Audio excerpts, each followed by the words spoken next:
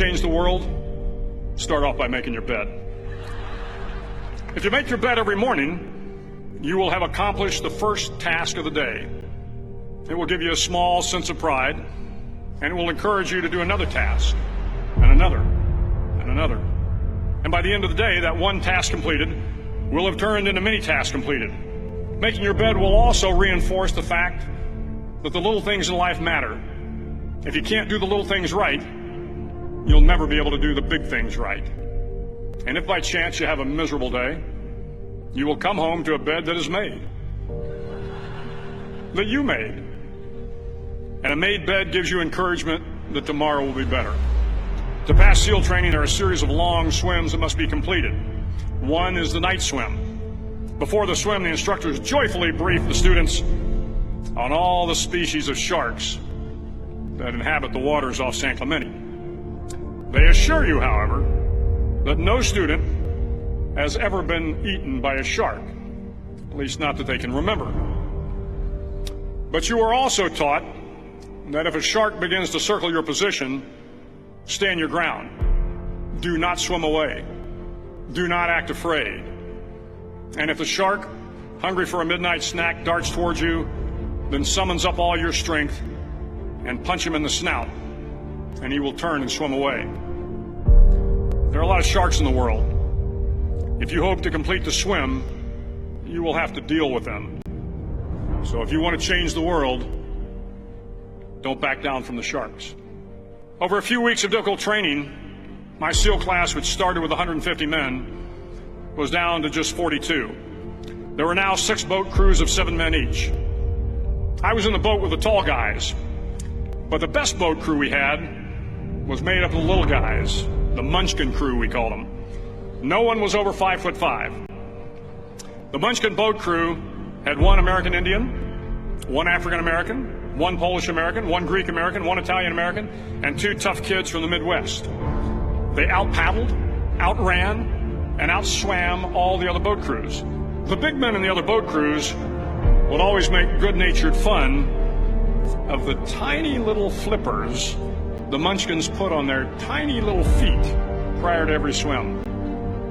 But somehow these little guys from every corner of the nation and the world always had the last laugh, swimming faster than everyone and reaching the shore long before the rest of us. SEAL training was a great equalizer. Nothing mattered but your will to succeed, not your color, not your ethnic background, not your education, not your social status.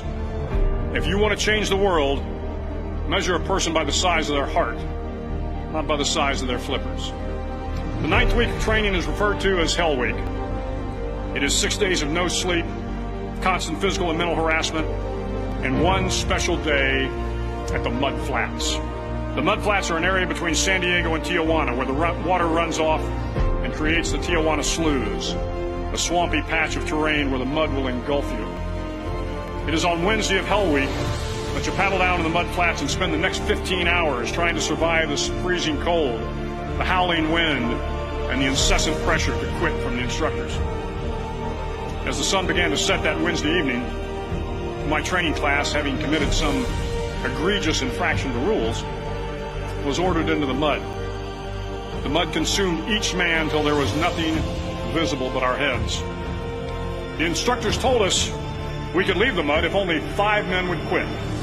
Only 5 men, just 5 men, and we could get out of the oppressive cold. Looking around the mud flat, it was apparent that some students were about to give up. It was still over 8 hours till the sun came up. 8 more hours of bone-chilling cold. The chattering teeth and the shivering moans of the trainees were so loud, it was hard to hear anything. And then one voice began to echo through the night. One voice raised in song. The song was terribly out of tune, but sung with great enthusiasm. One voice became 2, and 2 became 3, and before long, everyone in the class was singing. The instructors threatened us with more time in the mud if we kept up the singing, but the singing persisted, and somehow the mud seemed a little warmer, and the wind a little tamer, and the dawn not so far away. If I have learned anything in my time traveling the world, it is the power of hope. The power of one person, a Washington, a Lincoln, King, Mandela, and even a young girl from Pakistan, Malala. One person can change the world by giving people hope. So if you want to change the world, start each day with a task completed. Find someone to help you through life. Respect everyone. Know that life is not fair and that you will fail often. But if you take some risks, step up when the times are the toughest, face down the bullies, lift up the downtrodden, and never, ever give up.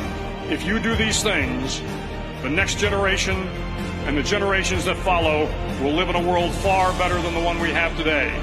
And what started here will indeed have changed the world for the better.